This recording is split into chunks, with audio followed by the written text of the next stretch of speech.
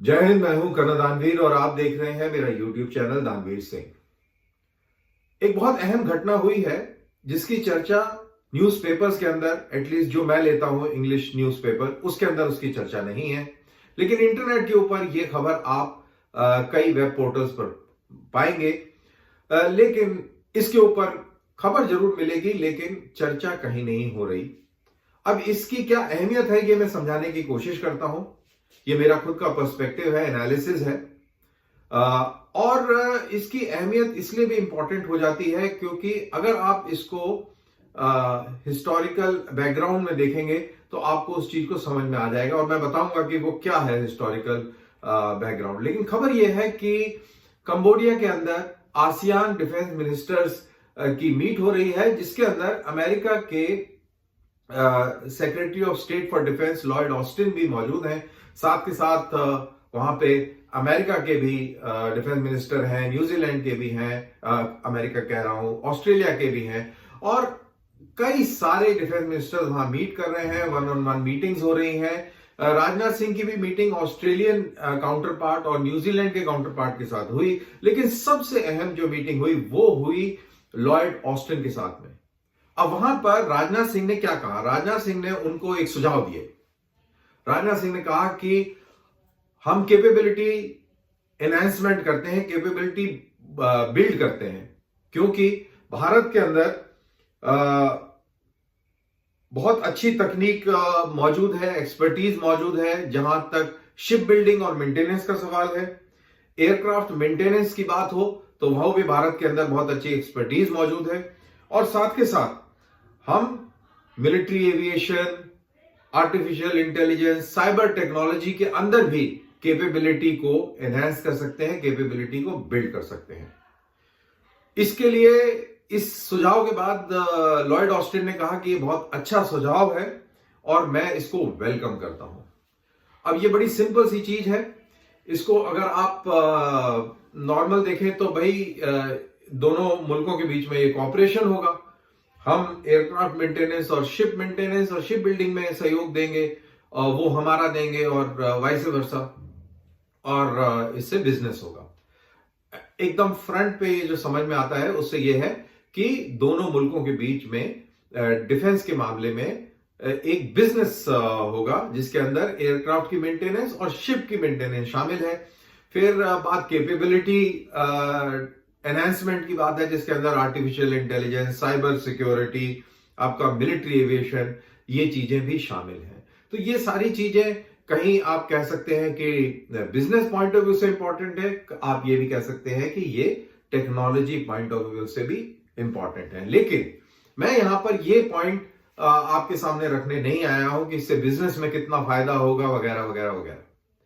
मैं यहां पर आपको हिस्टोरिकल पर्सपेक्टिव के साथ इस खबर की अहमियत समझाने आया हूं। और हिस्टोरिकल पर्सपेक्टिव यह है कि जब यूपीए की सरकार थी तब बड़े तीन अहम एग्रीमेंट जिसके ऊपर यूपीए को समझ में आ रहा था कि ये बहुत अहम एग्रीमेंट हैं अमेरिका के साथ में करने के लिए, अगर आपने अमेरिका के साथ में अच्छे रिलेशन बनाने हैं और आपने इस दुनिया के अंदर जियो स्ट्रेटेजी के अंदर, जियो इकोनॉमिक्स के अंदर अपना सिक्का जमाना है, अपना वर्चस्व कायम करना है और अपनी अहमियत बनानी है, तो ये बहुत बड़े इंपॉर्टेंट एग्रीमेंट है। और वो तीन एग्रीमेंट कौन से हैं वो आपने सुने होंगे।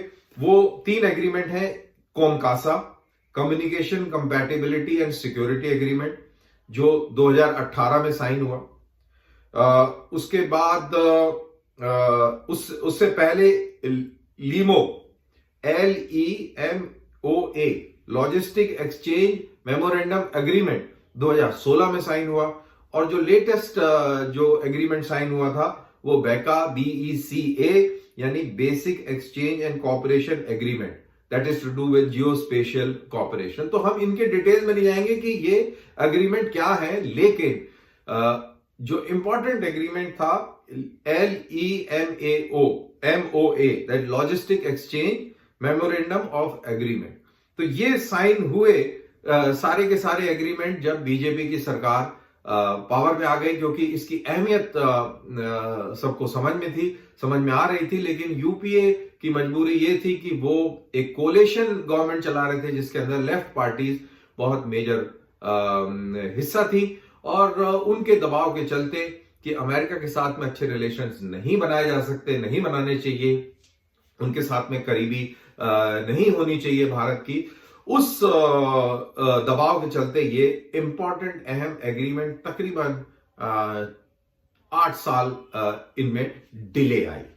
इन एग्रीमेंट्स और इस सब की अहमियत कारगिल की लड़ाई के बाद बखूबी समझ आ गई थी, और कारगिल के दौरान जब हमें एमिनिशन की जरूरत थी और हथियारों के स्पेयर्स की जरूरत थी, तो हमारी मदद रूस ने तो जो करी सो करी, बट इजराइल एक बहुत इंपॉर्टेंट पार्टनर उभर के आया, और तब हमें ये रियलाइज हुआ कि ये एग्रीमेंट हमें अमेरिका के साथ में करने बहुत जरूरी है अगर हमने अपनी एच भी कायम रखनी है, और जैसा मैंने बोला जियो पॉलिटिकल रेलिवेंस और जियो इकोनॉमिक इम्पैक्ट बनाना है, तो ये एग्रीमेंट्स बहुत इंपॉर्टेंट हैं। अब ये जो बात राजनाथ सिंह ने ये ऑफर दी है, ये LEMOA के तहत आती है, logistic exchange memorandum of agreement के तहत, जिसके तहत हम एक दूसरे के वॉरशिप्स को लॉजिस्टिक्स, दैट इज तेल, पानी, खाना, मेडिकल, ये दोबारा से उसमें लोड कर सकते हैं, उनकी छोटी मोटी रिपेयर्स करा सकते हैं, वगैरह वगैरह। अब ये तो रही सारी बात एकेडमिक कि भाई ये है, वो है, और ऐसे है, फला है, ढिमका है, लेकिन इसका अब दूसरे तरफ से इसको देखना शुरू करिए। लोग इंडिया को रिलक्टेंट जियो पॉलिटिकल प्लेयर मानते हैं कि रिलक्टेंट पावर है, ये खुल के सामने नहीं आती, बैलेंस करती रहती है, भाई तू भी नाराज ना हो जाए और तू भी नाराज ना हो जाए, मतलब कि रूस भी नाराज ना हो, अमेरिका भी नाराज ना हो, यूरोप के मुल्क भी नाराज ना हो, चाइना को भी ज्यादा तंगी ना दी जाए, और शांति से रहा जाए। तो ये इस हार्ड वर्ल्ड के अंदर ये ज्यादा एक्सेप्टेबल नहीं है। यहाँ पे बिल्कुल स्ट्रेट लाइन है कि या तुम इधर हो या उधर हो, either you are with us और विद देम। बुश की फेमस लाइन, जब उसने मुशर्रफ को बताया था कि या तो तुम उधर हो या तुम हमारे साथ हो, और मुशर्रफ को फिर घुटने टेकने पड़ गए थे। तो ये इंटरनेशनल जो हार्ड डिप्लोमेसी और हार्ड पॉलिटिक्स है, जिसके अंदर जियो स्ट्रेटेजी और फौजें इन्वॉल्व होती हैं, तो वहां पर इस तरीके की बात ज्यादा कबूल है। लेकिन इंडिया, जैसा मैंने बोला कि बैलेंसिंग एक्ट करता है, इसको साधने के लिए आप ये एग्रीमेंट्स के तहत अमेरिका के वॉरशिप्स अपने डॉक्स में लेके आएंगे। अभी तक आप अमेरिका के साथ में मल्टीलैटरल, बायलैटरल मिलिट्री एक्सरसाइजेस करते रहे। अमेरिकन ट्रूप्स इंडियन सॉइल पे आते हैं, अभी भी आए थे कुछ समय पहले और उन्होंने एक्सरसाइज करी।